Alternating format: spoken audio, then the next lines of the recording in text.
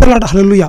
ప్రభునందు మిక్కిలి ప్రేమైన వారలారా, పరిశుద్ధాత్మ కార్యంలో అని మా ప్రోగ్రాంను తప్పకుండా వీక్షిస్తున్న ప్రియులారా, అలాగే ప్రార్థనా ఛానల్ని క్రమం తప్పకుండా మరి వీక్షిస్తున్న ప్రియులారా, ప్రభువైన యేసుక్రీస్తు శక్తిగల నామంలో మీ అందరికీ నా హృదయపూర్వక వందనాలు. మరి ఈ నాట్యవాక్య భాగ సందేశములో మరి పరిశుద్ధాత్మ దేవుడు సంఘానికి అనుగ్రహించే వరాలను గురించి మనం తెలుసుకుంటున్నాం. అందులో ఇప్పటికే 16 వరాల గురించి తెలుసుకున్నాం. 17వ వరంగా మరి రోమా గ్రంథము 12వ అధ్యాయం 8వ వచనంలో కరుణించుట అనే వరం గురించి మనం తెలుసుకుంటా ఉన్నాం. హల్లెలూయా. చూడండి, ఈ వరం గురించి కొన్ని విషయాలు తెలుసుకుందాం. కరుణించుట అంటే ఏంటి, దాని అర్థం ఏంటి తెలుసుకుందాం. అలాగే ఈ కరుణించుట అనే వరంలో ఏవైనా రకాలు ఉన్నాయంటే అవును, ఇది 2 రకాలుగా ఉన్నట్టుగా మనం చూస్తూ ఉన్నాం. తర్వాత ఈ కరుణించుట అనే ఈ వరాన్ని బైబిల్లో పాత నిబంధనలో కొత్త నిబంధనలో ఎవరెవరు కలిగి ఉన్నారో అనే విషయం తెలుసుకుందాం. ఈ వరం వల్ల మరి సంఘం ఎలాగా ఆశీర్వించబడుతుందో దీవించబడుతుందో అనే విషయాలు కూడా తెలుసుకుందాం. దయచేసి చిన్న ప్రార్థన చేసుకుని దేవుని వాక్య భాగాన్ని ధ్యానించుకుందాం. Thank you lord. తండ్రి స్తోత్రం స్తోత్రం స్తోత్రం స్తోత్రం స్తోత్రం స్తోత్రం. పరిశుద్ధ ప్రభువా మీకు స్తోత్రం తండ్రి. రాజులకు రాజా మీకు స్తోత్రం నాయన. మహోన్నతుడా మహిమాన్వితుడా మహాగణుడా నిత్యుడా మీకు స్తోత్రం నాయన. ఇదిగో ప్రభా, ఈ దినం తండ్రి నాయన ఆత్మవరమైన తండ్రి అయ్యా కరుణించుట అనే వరం గురించి మేము తెలుసుకోబోతుండగా నాయన మాతో మాట్లాడండి ప్రభా. నిజంగా అల్పుడను అయోగ్యుడను అయ్యా ఎన్నికలు లేనటువంటి ప్రభా దైవా, ఇదిగో నాయన నా కొరతలు బలహీనతలు ఏవి చూడక నాయన అయ్యా మీరు ఆకర్షించిన నీ ప్రజలతో మీరు మాట్లాడడానికి నన్ను నాయన మీకు సాధనంగా బోరగా అయ్యా మీకు మారుగా వేడుకుంటూ యేసుక్రీస్తు శక్తిగల నామంలో అడిగి వేడుకుంటూ ప్రార్థిస్తున్నాం పరమ తండ్రి. ఆమేన్. హల్లెలూయా.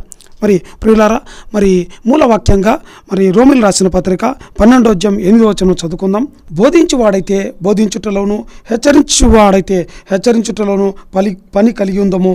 పంచిపెట్టువాడు శుద్ధ మనసుతోనూ పై విచారణ చేయవాడు జాగ్రత్తతోనూ కరుణించువాడు సంతోషముతో పనిని జరిగించవలెను. హల్లెలూయా. చూడండి, అపోస్తలుడైన పౌలు మరి రోమా సంఘానికి ఈ కరుణించుట అనే వరాన్ని ఎందుకు పరిచయం చేస్తున్నాడు చూడండి. వేరే ఏ సంఘాల్లో, ఎఫెసీ సంఘం కావచ్చు, కొరింథీ సంఘం కావచ్చు, కొలస్సీ సంఘం కావచ్చు, ఇలా ఏ సంఘానికి కూడా ఈ వరం గురించి పరిచయం చేయలేదు. కానీ రోమా సంఘానికి ఎందుకు పరిచయం చేస్తున్నంటే దానికి కారణం ఉంది. ఈ రోమా సంఘంలో ఒక ప్రత్యేకత ఉంది. చూడండి, ఆనాటి రోమన్ సమాజం మరి వివిధ మతాలతో మరి నిండి ఉంది.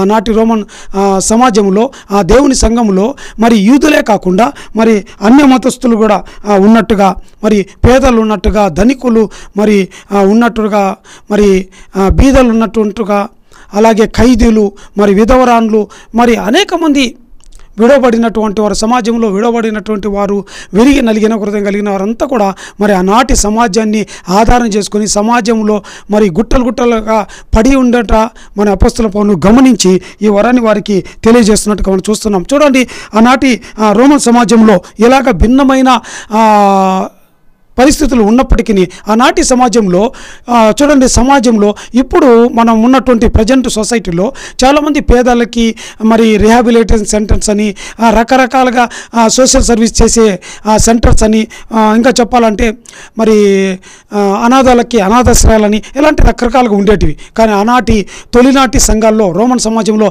ఇలాంటివి ఏమీ లేదు.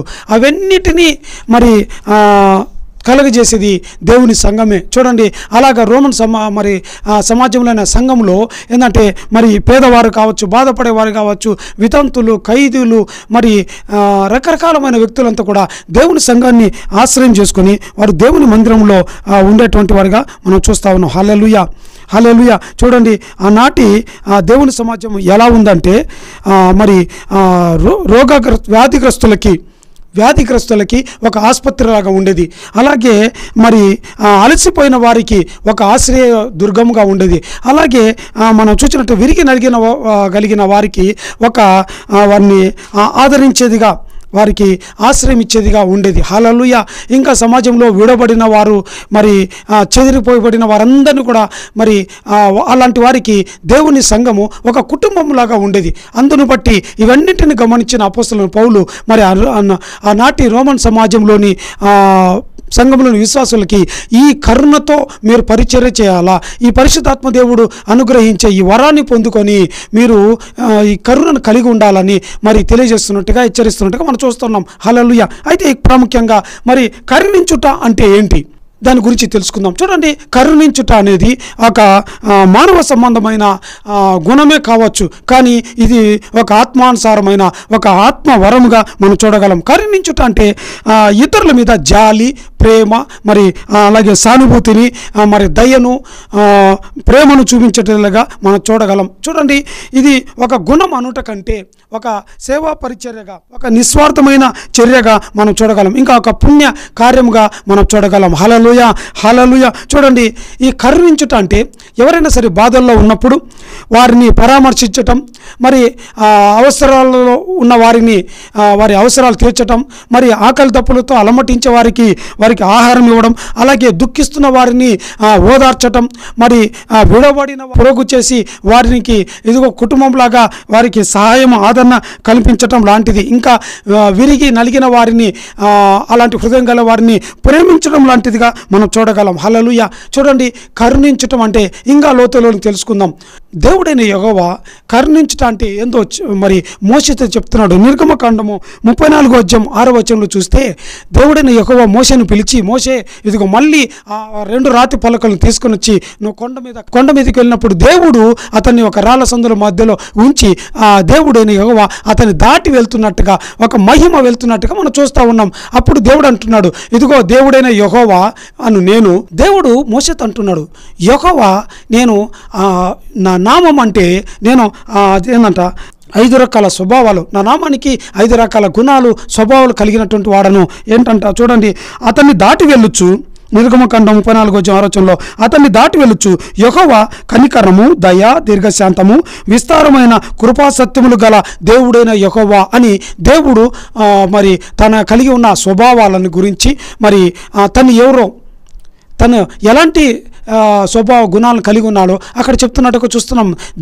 దేవుడైన యెహోవా అంటే కనికరానికి ప్రతిరూపం, కనికరమే దేవుడైన యెహోవా. హల్లెలూయా అని చెప్తున్నట్టుగా మనం చూస్తున్నాం. అలాగే చూడండి, మరి కనికరం అంటే మార్కు రాసిన సువార్త 1వ అధ్యాయం 41 చూస్తే మనము కనికరాన్ని దేంతో పోల్చామంటే ప్రభు అయిన యేసు క్రీస్తు వారి యొక్క హృదయానికి గుర్తుగా, క్రీస్తు యేసు కలిగిన మనస్సుకు గుర్తుగా మనం చూడగలం. ఈ మార్కు 1:41లో చూడండి, ప్రభు అయిన యేసు క్రీస్తు వారు ఒక మార్గం గుండా వెళ్తున్నప్పుడు ఒక కుష్ఠరోగిన వాడు పరిగెత్తుకుంటూ వచ్చి ఆయన ఎదుట మోకాలుని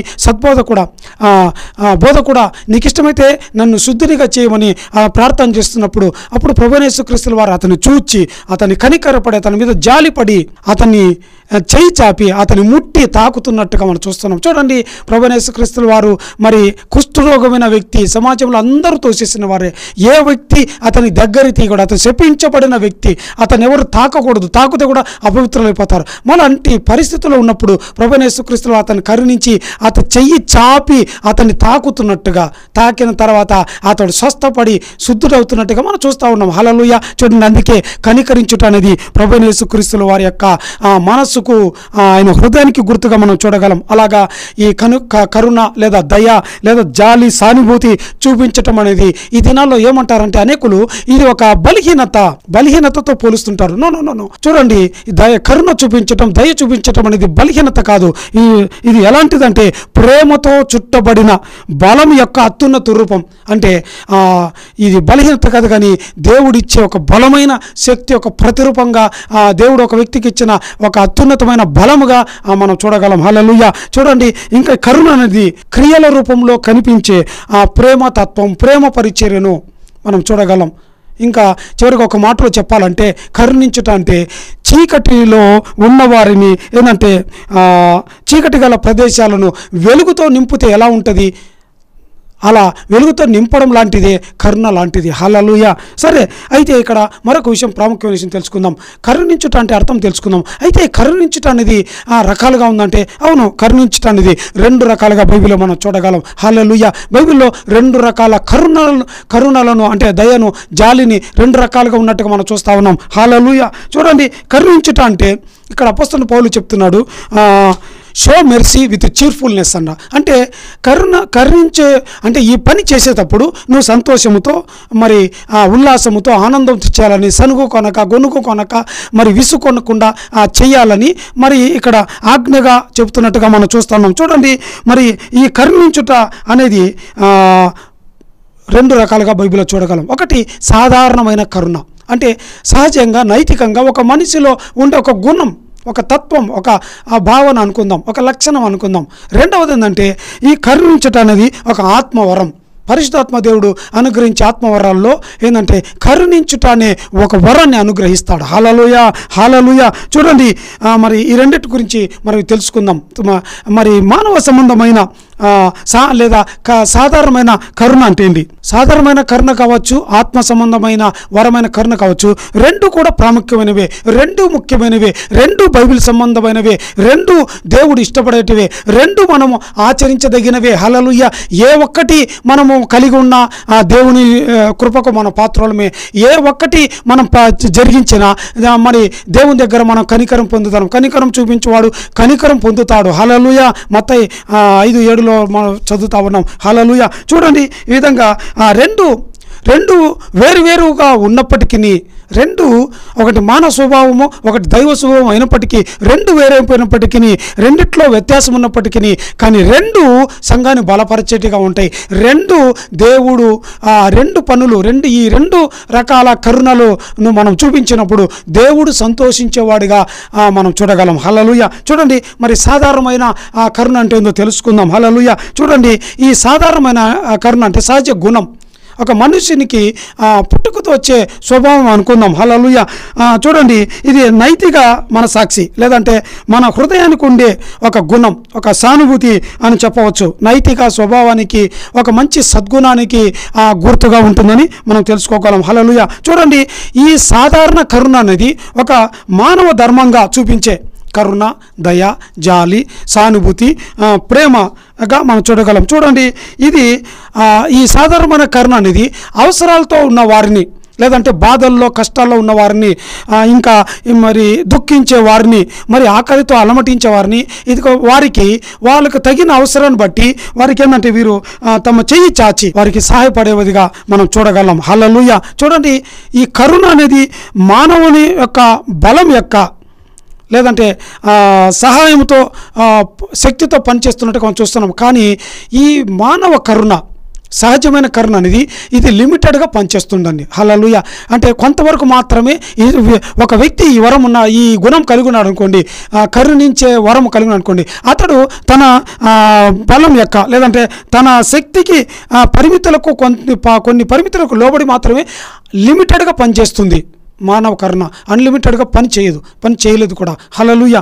చూడండి, అందుకే అయినప్పటికీ ఈ సహజమైన కరుణ అనేది ఈ మానవత్వంలో, అంటే దేవుని యొక్క స్వరూపాన్ని, ఆత్మ సంబంధమైన గుణాన్ని ప్రతిబింబించేదిగా మనం చూడగలం. హల్లెలూయా. చూడండి, ఒక మాట చదువుకుందాం. ఆదికాండము 1:20 అక్కడ దేవుడు తన స్వరూపమందు నరుని సృజించనని మనం చదివాం. హల్లెలూయా. చూడండి, ఇక్కడ దేవుడు తన స్వరూపములో, అంటే మనం చేస్తున్నాడు. దేవుని స్వరూపంలో మనం దేవుడు ఫిజికల్గా ఉన్నాడు అనుకోండి, ఫిజికల్గా మనం చేశాడు. మరి ఆత్మస్వరూపముగా మనం ఎలా ఉన్నామంటే, ఇలా కరుణ చూపించటమే మనం ఆత్మ సంబంధమైన, ఫిజికల్గా ఆయన పోలి ఉన్నాం. మరి ఆత్మ సంబంధంగా మరి ఆయన స్పిరిచువల్గా కొన్ని గుణాలు కలిగి ఉన్నాడు కదా. ఇందాక నిర్గమకాండం 34:6 దేవుడైన యెహోవా మోషేతో అంటున్నాడు, నేను కనికరమును శాంతమును కలిగి ఉన్నానని 5 లక్షణాలు మరి అక్కడ చెప్తున్నట్టుగా మనం చూస్తున్నాం కదా. హల్లెలూయా. అలాగా కనికరం అనేది దేవుని స్వభావాన్ని, ఆత్మ సంబంధమైన స్పిరిచువల్ గుణాన్ని ప్రతిబింబిస్తున్నట్టుగా మనం చూస్తున్నాం. చూడండి, ఇంకో మాట చదువుకుందాం. రోమీయులకు రాసిన పత్రిక 2:14-15 చూసినట్లయితే అపొస్తలుడైన పౌలు మరి రోమ సంఘానికి తెలియజేస్తున్నాడు. చూడండి, ధర్మశాస్త్రం లేని అన్యజనులు, మరి అవిశ్వాసులు, ధర్మశాస్త్రం ఎరుగని వారు ఏం చేస్తారంట, ధర్మశాస్త్రం సంబంధమైన క్రియలు అంటే దయ, జాలి, ప్రేమ, కరుణ, వాత్సల్యము, సానుభూతి ఇలాంటివి వారు మరి నెరవేర్చినప్పుడు, పాటించినప్పుడు ఏమవుతుందంట, ధర్మశాస్త్రం లేని వారైనప్పటికీ, ఎరుగని వారైనప్పటికీ, తెలియని వారైనప్పటికీ వారు ఏం చేస్తారంట, ధర్మశాస్త్రంలో ఉన్న క్రియలను జరిగించినందువల్ల వారేమంట తమకు తామే ధర్మశాస్త్రమైనట్టు ఉన్నారు. హల్లెలూయా. చూడండి, ధర్మశాస్త్రాన్ని పాటించకపోయినా వారు ధర్మశాస్త్రాన్ని పాటించిన వారిగా ఉంటున్నారు. అనేకులు ధర్మశాస్త్రాన్ని ఎరిగి మరి ధర్మశాస్త్రాన్ని పాటించిన వారిగా ఉంటున్నారు. వీరైతే ధర్మశాస్త్రాన్ని తెలియకనే ధర్మశాస్త్రంలో ఉన్న ఆ క్రియలను పాటిస్తూ ఉన్నారు. కనుక దేవుడు ఎవరిని ఒప్పుకుంటాడు? నువ్వు ధర్మశాస్త్రం తెలిసిందని కాదు, నువ్వు తెలియకపోవచ్చు, తెలిసి ఉండవచ్చు. దేవుడికి కావాల్సింది అది కాదు. దేవుడు ఏంటంటే నీ నుంచి నా నుంచి కోరేదంటే నువ్వు కరుణ కలిగి ఉన్నావా, జాలిని చూపించావా, దయను చూపించావా, ఎంతమందిని ఆదరించావు, ఎంతమందిని ప్రేమించావు, ఎంతమందికి నీ చెయ్యిని చాచావు. Everything will be recorded. ట్రియటైజ్ అంటారు. దేవుడి దగ్గర ఒక పెద్ద గొప్ప గ్రంథం ఉంటుంది. ఆ గ్రంథంలో నీ గురించి నా గురించి మనం చేసిన ధర్మ కార్యాలన్నీ రాయబడతాయి. హల్లెలూయా, హల్లెలూయా. చూడండి, మరి బైబిల్లో చూస్తే పాత నిబంధనలో మనం చూసినట్లయితే మరి ఈ సహజ సంబంధమైన, ఈ మానవ సంబంధమైన కరుణను మరి కలిగి ఉన్న వారిలో మరి ఎంతోమంది కలిగి ఉన్నారు. వాళ్ళల్లో చాలా ప్రాముఖ్యమైన వ్యక్తి, మరి అతి ఉన్నతమైన వ్యక్తి, చాలా గొప్ప వ్యక్తి.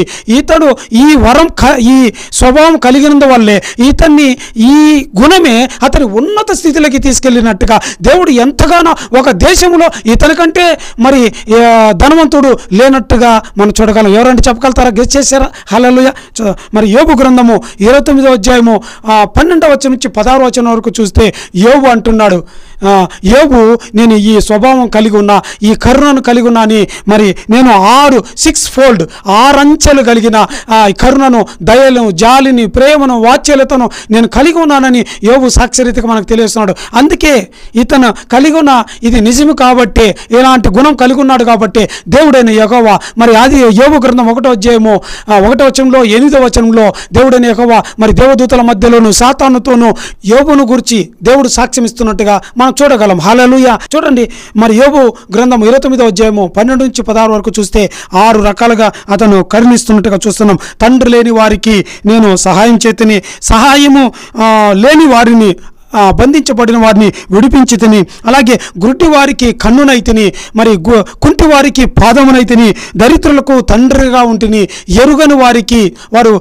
శ్రమల్లో ఇబ్బందుల కష్టాలు ఉన్నప్పుడు వారి పక్షాన నిలబడి వారికి వాద్యమును నేను న్యాయమును తీర్చి తిని, న్యాయమును అనుగ్రహించి తిని అని యోబు చెబుతున్నట్టుగా మనం చూస్తున్నాం. చూడండి ఎంత మంచి మరి కరుణ, దయ, జాలి కలిగినట్టుగా మనం చూస్తున్నాం. అలాగే ఇంకొక ఉదాహరణ చూసినట్లయితే కొత్త నిబంధన చూస్తే అపోస్తల కార్యములు 10వ అధ్యాయంలో మనం చూసినట్లయితే 2వ వచనంలో మరి ఇటలీ పట్టణంలో కొర్నేలి అనే ఒక భక్తిపరుడును అతని ఇంటి వారందరూ దేవుని యందు భయభక్తులు కలిగి ఉండేటి వారని రాయబడి ఉంది. చూడండి, ఈ కొర్నేలి మరి బహుకాలం నుండి మరి సత్క్రియలను, ధర్మకార్యములు చేస్తున్నట్టుగా మనం చూస్తూ ఉన్నాం. 4వ వచనంలో కొర్నేలి ఒక దినం పగలు ప్రార్థన చేస్తున్నప్పుడు దర్శన రీతిగా దేవుని దూత ప్రత్యక్షమై, ఇదిగో కొర్నేలి, నువ్వు చేసిన బహు ధర్మకార్యములు, నువ్వు చేసిన సత్కార్యములు అన్నీ, నువ్వు కరుణ, ప్రేమ, జాలి, నువ్వు చాచిన ప్రతి చెయ్యి కార్యములన్నీ కూడా దేవుడి దగ్గరికి జ్ఞాపకార్థంగా తీసుకువెళ్ళిపడ్డాయి. దేవుడు వాటన్నిటిని చూచాడు అని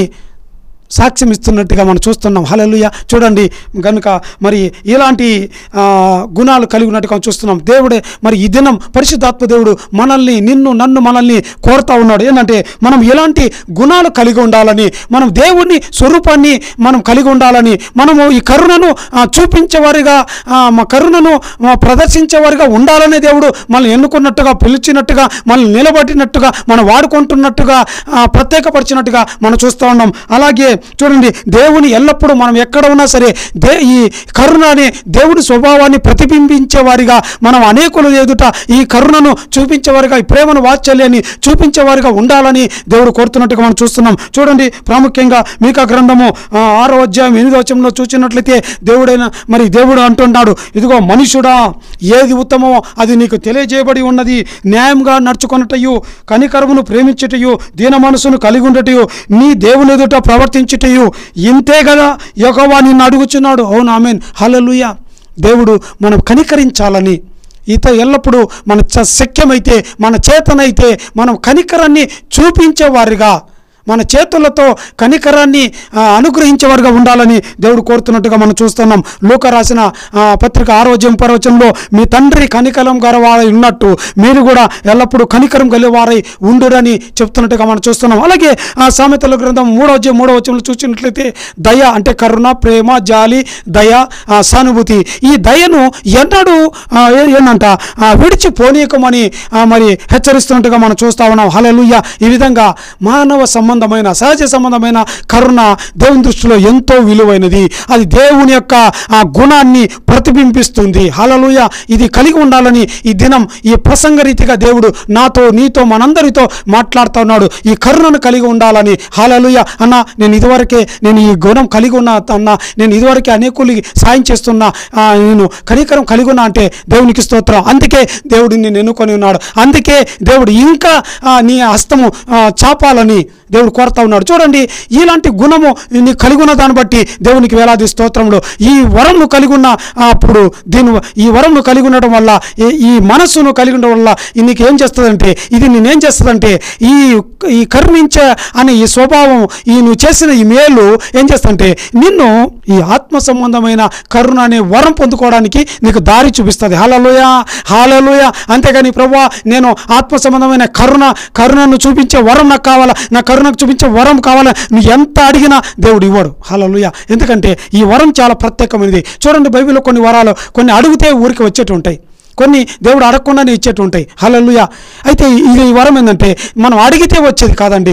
దేవుడు మన స్థితిని చూచి దేవుడు ఇచ్చే దేవుడు. ఇది వరకే ఈ వరం పొందుకోవాలంటే మొదట మానవ సంబంధమైన దయ, కరుణ, వాత్సల్యము, సానుభూతి కలిగి ఉన్న వారికి ఈ వరం ఆపరేట్ అవ్వడం ప్రారంభిస్తుంది. ఇది వాళ్ళు అడగకుండానే, వారికి తెలియని రీతిగానే ఈ వరం వచ్చేస్తుంది. చూడండి, ఇప్పుడు సాధారణమైన కరుణ అనే వరం గురించి తెలుసుకున్నాం. ఇప్పుడు పరిశుద్ధాత్మ దేవుడు ఇచ్చే వరం, కరుణ అనే పరిశుద్ధాత్మ దేవుని వరాన్ని చూద్దాం ఎలా ఉంటుందో. హల్లెలూయా. చూడండి, ఆత్మ సంబంధమైన కరుణ అనేది పరిశుద్ధాత్మ దేవుడు సంఘానికి కావచ్చు, ఒక వ్యక్తికి కావచ్చు ఇచ్చే ఆత్మ సంబంధమైన వరంగా చూడగలం. ఇది చూడండి, దేవుని చాలామంది అనుకుంటారు దేవుని వరం అంటే ఒక ఆశీర్వాదం అనుకుంటారు.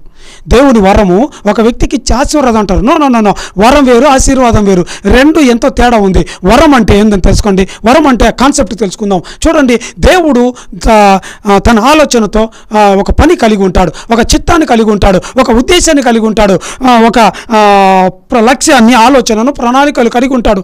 దాన్ని నెరవేర్చడానికి దేవుడు ఏంటంటే సంఘంలో కావచ్చు ఏమైనా సరే ఒక వ్యక్తిని ఎన్నుకొని ఆ వ్యక్తి ద్వారా దేవుని పనిని చేయడానికి, దేవుని యొక్క పనిని ఆ వ్యక్తి భుజాని మీద మోయడమే దేవుని వరం. హల్లెలూయా. వరం అంటే ఏంటంటే దేవుని పరిచర్య చేయడమే, దేవుని పనిని దేవుని పక్షాన మనము చేయడమే వరం. హల్లెలూయా. వరం అంటే ఇంకోటి ఏదో కాదండి. చాలామంది వరం అంటే అదేదో బ్యాంక్ బ్యాలెన్స్లు నిండిపోతాయి అని అనుకుంటారు. వరం అంటే అవి ఏమి రావండి. హల్లెలూయా. వరం వల్ల ఏమి లేదు. వరం అంటే దేవుని పని చేయడమే. దేవుని పని చేసేటప్పుడు ఆ వ్యక్తి అంటే పనివాడు జీతానికి పాత్రుడు కాడా. ఆమేన్. హల్లెలూయా. కనుక ఒక వ్యక్తి నమ్మకంగా దేవుని పని చేసేటప్పుడు ఏంటంటే అతని పనిని చూచి దేవుడు అతన్ని ఘనపరచడానికి, ఆశీర్వదించడానికి, దీవించడానికి, దీవెనగా, ఆశీర్వాదంగా, మేలుగా, ఈవిగా దేవుడు బహుమానంగా అతడికి కావాల్సిన అక్కరతలన్నీ తీర్చడం ప్రారంభిస్తాడు. ఇవన్నిటినీ ఆశీర్వాదాలు అంటారు. వరం వేరు, ఆశీర్వాదం వేరు. వరము పొందుకొని అంటే దేవుని పనిని, దేవుని కాడిని మన భుజాన మోసేటప్పుడు, మనం నమ్మకంగా చేసేటప్పుడు ఏంటంటే ఆశీర్వాదంగా, దీవెనలు, మనకు కావాల్సిన ప్రతి అవసరాల అక్కరతలు అన్నీ మనం అడగక మునిపే దేవుడు ఇవ్వడం ప్రారంభిస్తాడు. హల్లెలూయా. అయితే చూడండి, ఈ ఆత్మ సంబంధమైన కరుణ అనే ఈ వరం అంటే కరుణించుట అనే ఈ ఆత్మవరం కేవలము నైతిక సంబంధమైనది కాదు, కానీ ఇది ఒక అద్భుతమైనదిగా మనం చూడగలం. ఇంకా చెప్పాలంటే సంఘం యొక్క అభివృద్ధి కొరకు, సంఘం యొక్క క్షేమాభివృద్ధి కొరకు అనుగ్రహించబడిన వరంగా మనం చూడగలం. ఈ ఆత్మ సంబంధమైన కరుణ అనేది సహజమైన కరుణకు దానికంటే మించిన దైవిక శక్తితో కూడుకున్నదిగా ఉంటున్నదిగా మనం చూడగలం. చూడండి, ఈ వరం పొందిన వారు సంతోషంతో, ఉల్లాసంతో, ఆనందంతో ఏంటంటే పరిచయం చేస్తుంటారు. ఆ సహజ సంబంధమైన కరుణకి, ఆత్మ సంబంధమైన కరుణకి తేడా ఏంటంటే వాళ్ళు ఒక వ్యక్తి ఆ బాధల్లో ఉన్నప్పుడు కేవలం సాయం చేసి వెళ్ళిపోతారు. కానీ ఈ వరం ఉన్న వాళ్ళు ఒక వ్యక్తి ఆపదలు ఉన్నప్పుడు చాలా లోతుగా గమనించడం ప్రారంభిస్తాడు. మరి దీర్ఘంగా ఆలోచించి ఆ వ్యక్తిని చాలా సునిశ్చితంగా పరిశీలించి అతనికి ఏంటంటే దీర్ఘకాలం సాయం చేసేదిగా ఉంటుంది. వాళ్ళు క్షణిక కాలము సాయం చేసేవాదిగా ఉంటుంది. ఇదేంటంటే ఎడతెగని సాయం చేసేదిగా ఉంటుంది. ఈ వరం పొందుకున్న వాళ్ళు, ఈ కరుణించుట అనే ఆత్మ సంబంధమైన వరం పొందిన వాళ్ళు వాళ్ళు ఏంటంటే వారు చెయ్యి చాపితే ఇంకా వెనుకకు తీయరు. ఆమీన్. ఇంపాసిబుల్. హల్లెలూయా. చూడండి, శరీర సంబంధమైన కరుణ కలిగిన వాళ్ళు వారు చెయ్యి చాచి మళ్ళీ వెనక్కి తీసుకుంటారు. మరి తమ శక్తి బలం తగ్గినప్పుడు వెనక్కి తీసుకుంటారు. కానీ ఆత్మ సంబంధమైన వరం కలిగిన వారు చెయ్యి చాచితే వెనకకు తీయరు. హల్లెలూయా, హల్లెలూయా. నష్టం కలిగినా సరే వెనకకు తీయరు. ఇవ్వడమే తెలుసు కానీ వెనక్కి తీసుకోవడం, వెనక్కి తగ్గడము, ముఖం తిప్పుకోవడము, వీపును చూపించడము అది వారికి ఉండదండి. హల్లెలూయా. శ్రమలో ఏంటంటే వీరు సాయం చేసేటప్పుడు అవతలి వాళ్ళు, వీరు సాయం పొందుకునే వాళ్ళు ఉద్ధరించబడడం, విమోచించబడడం, బలవంతులుగా మారడం, వారికి గొప్ప పునరుద్ధరణ జరగడం మనం చూడగలం. హల్లెలూయా. చూడండి, ఇంకా ప్రాముఖ్యంగా ఉదాహరణగా మనం చూసినట్లయితే ఎవరెవరు ఈ ఆత్మ సంబంధమైన వరాన్ని కలిగి ఉన్నారంటే కొద్దిమంది కలిగి ఉన్నప్పటికీ చాలా ప్రత్యేకమైన వారు స్థానంలో ఉన్నట్టుగా మనం చూస్తున్నాం. ఈ వరాన్ని కలిగి, ఈ ఆత్మ సంబంధమైన కరుణించే ఈ ఆత్మ వరాన్ని కలిగి ప్రత్యేక స్థానంలో ఉన్నట్టుగా మనం చూస్తూ ఉన్నాం. ఉదాహరణకు చూసినట్లయితే అపొస్తలుల కార్యములు 6వ అధ్యాయం 5వ వచనంలో చూసినట్లయితే స్టెఫనును చూద్దాం. చూడండి, ఆనాటి సమాజంలో స్టెఫనుతో కూడా ఇంకా 6 మంది అంటే మొత్తం 7గురిని మరియు ఆనాటి సమాజంలో వాళ్ళు ఏంటంటే బీదలను అంటే పేదలను, విధవరాలను పరిచర్య చేయడానికి, వారిని ఆదరించడానికి, వారిని పోషించడానికి, వారిని కనికరించడానికి నియమించబడిన వారు స్టెఫను ఒకడు. హల్లెలూయా. చూడండి, ఇలా స్టెఫను పేదల్ని, బీదల్ని కనికరించేవాడుగా, మరి సాయం చేసేవాడుగా మరి ఆ తొలినాటి సంఘంలో మనం చూడగలం. అయితే చూడండి, ఇక్కడ అతను సాయం చేయడం కాదు, అక్కడ మనం అతనిలో ఉన్న ప్రాముఖ్యమైన విషయం ఎంత గొప్పదంటే ఈ మాట తెలుసుకొని, ఈ మాట విన్న తర్వాత అంటే బీదల విషయంలో ఇంకా ఎంత శ్రద్ధ కలిగి ఉంటాడో మనకు అర్థమవుతుంది. మరి అపొస్తలుల కార్యములు 7వ అధ్యాయం 60వ వచనంలో చూసినట్లయితే స్టెఫనును రాళ్లతో కొడతా ఉన్నారు.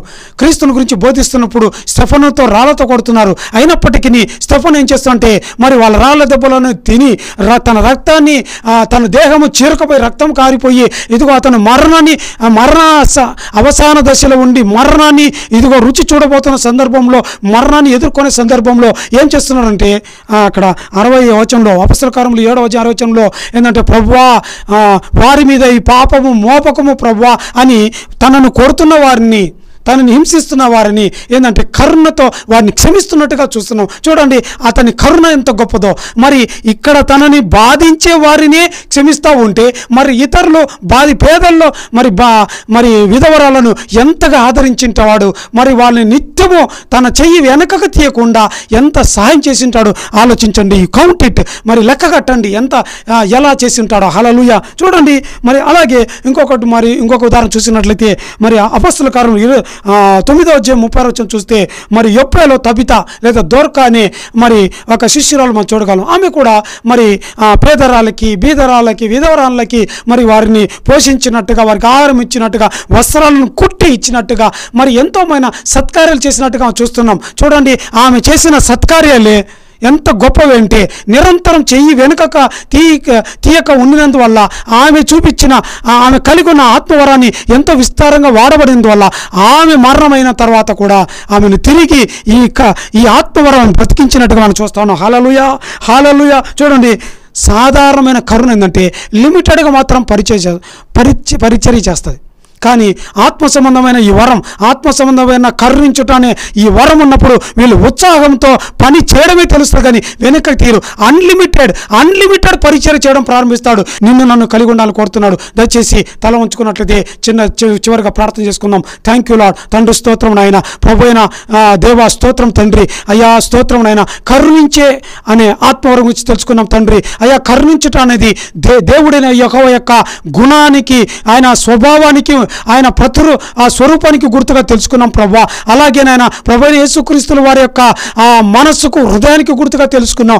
వాక్యం యొక్క కట్టడలను నెరవేర్చుటకు గుర్తుగా తెలుసుకున్నాం ప్రభా. అవును తండ్రి, ఎవరితోనైనా ఈ వాక్యం వింటున్నారో వారికి నాయన ఒకవేళ ఈ 2 రకాల కరుణ లేదేమో ప్రభా, అయ్యా ఒకవేళ మానవ సంబంధమైన కరుణ లేదేమో ప్రభా, అనుగ్రహించండి నాయన, కరుణను పుట్టించండి ప్రభా. ఒకవేళ ఇది వరకే నాయన ఈ కరుణ సంబంధమైన మనస్సుతో కలిగి ఉంటే నాయన లెట్ దెమ్ నాయన వారు నాయన ఆత్మ సంబంధమైన కరుణతో నింపబడదు గాక అయ్యా. ఈ వరం వారిని ఆవరించును గాక తండ్రి. ఈ రెండు నాయన ఈ గుణాలతో ఈ రెండు రకాలైన కరుణలతో అయ్యా వీరు మా ప్రియులు నింపబడిన ఆయన వారి సంఘాల్లో నాయన వారు కరుణతో వాడబడేదరుగా ఉండాలి ప్రభా. వారి సంఘాలు కరుణను చూపించే సంఘాలుగా మారాలి ప్రభా. బెతెస్తే కోనేరు దగ్గర అయ్యా 5 మంటపాలు ఉండినప్పుడు అయ్యా పేదలు ప్రజలు గుట్టలుగా పడి ఉన్నారు ప్రభా. అవును తండ్రి, మా సంఘాల్లో కూడా ప్రభా పేదలు నాయన అయ్యా అనేకులు ఉంటుండగా వారికి నాయన మేము మా చేతులు చాచేవారిగా అయ్యా ఉండాలని మీరు కోరుతున్నట్టుగా మేము చూస్తున్నాం ప్రభా. తండ్రి మీకు స్తుతి దేవా, మీకు మహిమ ఘనత ఆరోపిస్తూ